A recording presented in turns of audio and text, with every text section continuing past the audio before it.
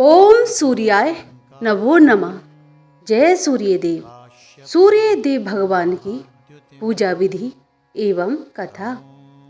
सब मनोकामनाओं की पूर्ति हेतु रविवार का व्रत श्रेष्ठ माना जाता है। रविवार की पूजा विधि। प्रातः काल स्नान करके स्वच्छ लाल वस्त्र धारण करें। शांतिचित होकर परमात्मा का स्मरण करें। भोजन एक समय से अधिक नहीं करना चाहिए। भोजन तथा फलहार सूर्य के प्रकाश रहते ही कर लेना उचित माना जाता है। यदि निराहार रहने पर सूर्य छिप जाएं, तो दूसरे दिन सूर्य उदय हो जाने पर जल देने के बाद ही भोजन ग्रहण करें। व्रत के अंत में व्रत कथा सुननी चाहिए। व्रत के दिन नमकीन तेल युक्त भोजन कदापि ग्रहण न करें। इस व्रत के करने से मान सम्मान बढ़ता है तथा शत्रुओं का क्षय होता है। आँख की पीड़ा के अतिरिक्त अन्य सभी पीड़ाएं दूर हो जाती हैं। रविवार की व्रत कथा। एक बुढ़िया माई थी।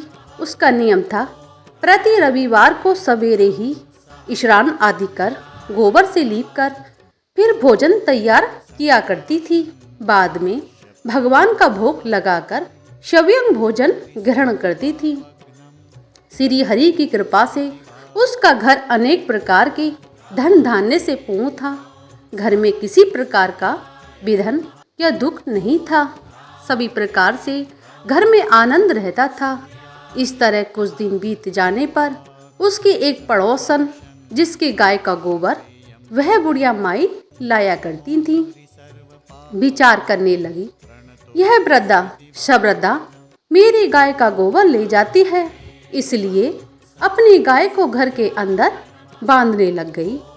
बुढ़िया माई को गोबर न मिलने से रविवार के दिन अपने घर को न लीप सकी, इसलिए उसने न तो भोजन बनाया न ही भगवान का भोग लगाया तथा स्वयं भी उसने भोजन नहीं किया। इस प्रकार उसने निराहार व्रत किया। रात्रि हो गई और वह भूखी प्यासी सो गई। रात्रि में भगवान ने उसे सपना दिया और भोजन ने बनाने का भोग ने लगाने का कारण पूछा। बुढ़िया माई ने गोबर ने मिलने का कारण सुनाया। तभी भगवान ने कहा, हे माता, हम तुमको ऐसी गाय देते हैं जो सभी इच्छाओं को पूर्ण करती है, क्योंकि तुम हमेशा रविवार को गाय के गोबर से घर लीप कर भोजन बनाकर मेरा भोग लगाकर खुद भोजन करती हो। इससे मैं बहुत प्रसन्न हूँ। मैं निर्धन को धन और बांझ स्त्रियों को पुत्र देकर दुखों को दूर कर देता हूँ तथा अंत समय में मोक्ष देता हूँ। सपने में ऐसा वरदान देकर भगवान अंतर्ध्यान हो गए। प्रातः काल जब बुढ़िया माई की आंखें खुली तो वह देखती है कि आंगन में एक अति सुंदर गाय और बछड़ा बंधे हुए हैं। वह गाय और बछड़े को देखकर अत्यंत प्रसन्न हुई और उसको घर के बाहर बांध दिया और वहीं खाने का चारा डाल दिया। जब उसकी पड़ोसन बुढ़िया माई ने घर के बाहर एक अति सुंदर गाय और बछड़े को बंधा देखा तो देश के कारण उसका हृदय जल उठा। उसने देखा कि गाय ने सोने का गोबर किया है, तो वह उस गाय का गोबर ले गई और अपनी गाय का गोबर उसकी जगह पर रख गई।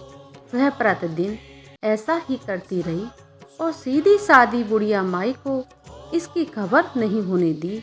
तभी ईश्वर ने सोचा, चालाक पड़ोसन के कर्म से बुढ़िया माई ठगी जा रही है, तो ईश्वर ने संध्या के समय अपनी माया से बड़े जोर से आंधी चला दी। बुढ़िया माई ने आंधी की भय से अपनी गाय को घर के भीतर बांध दिया। प्रातःकाल जब बुढ़िया माई ने देखा कि गाय ने सोने का गोबर दिया है, तो उसकी आश्रय की सीमा न रही और वह प्रतिदिन गाय को घर के अंदर बांधने लग गई। उधर पड़ोसन ने देखा कि बुढ़िया माई गाय को घर के अंदर बांधने लग गई है। उसका सोने का गोबर उठाने का दाव नहीं चलता था। वह ईर्ष्या और ढाई से जल उठी। कुछ उपाय न देख पड़ोसन ने उस देश के राजा की सभा में जाकर कहा, महाराज, मेरे पड़ोस में एक बुढ़िया माई के पास ऐसी गाय है जो नित्य सोने का गोबर देती है। आप उस सोने से प्रजा का पालन करिए। वह बुढ़िया माई इतने सोने का क्या करे। राजा ने यह बात सुन अपने दूतों को बुढ़िया माई के घर से गऊ लाने की आज्ञा दी। बुढ़िया माई प्रातःकाल ईश्वर का भोग लगाकर भोजन ग्रहण करने की जा रही थी कि राजा के सिपाही कर्मचारी घायल खोलकर ले गए। बुढ़िया माई काफी रोई चिल्लाई, किंतु कर्मचारियों के समक्ष कोई क्या कहता। उस दिन बुढ़िया माई गाय के वियोग में भोजन नहीं खा सकी। रात भर रो रो कर ईश्वर से पुण्य गाय को पाने के लिए प्रार्थना करती रही। उधर राजा गाय को देखकर बहुत प्रसन्न हुए, लेकिन सुबह जैसे ही वह उठा तो सारा महल गोबर से भरा दिखाई देने लगा। राजा यह सब देखकर घबरा गए। भगवान ने रात्रि में राजा को सपने में कहा, हे राजा, गाय को बुढ़िया माई को लौटाने में ही तेरी भलाई है। अगर तू ऐसा नहीं करेगा तो मैं तेरे राज्य को नष्ट कर दूंगा।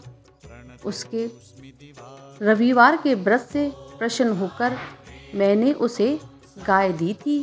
प्रातःकाल होते ही राजा ने बुढ़िया माई को बुलाकर बहुत सारा दान धन के साथ साथ सम्मान सहित गाय बछड़ा लौटा दिए। उसकी पड़ोसन को बुलवाकर उचित दंड दिया। इतना करने के बाद ही राजा के महल से सारी गंदगी दूर हो गई।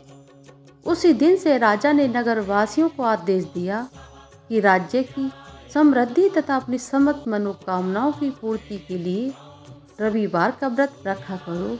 व्रत करने से नगर के लोग सुखी जीवन व्यतीत करने लगे। कोई भी बीमारी तथा प्रगति का प्रकोप उस नगर पर नहीं होता था।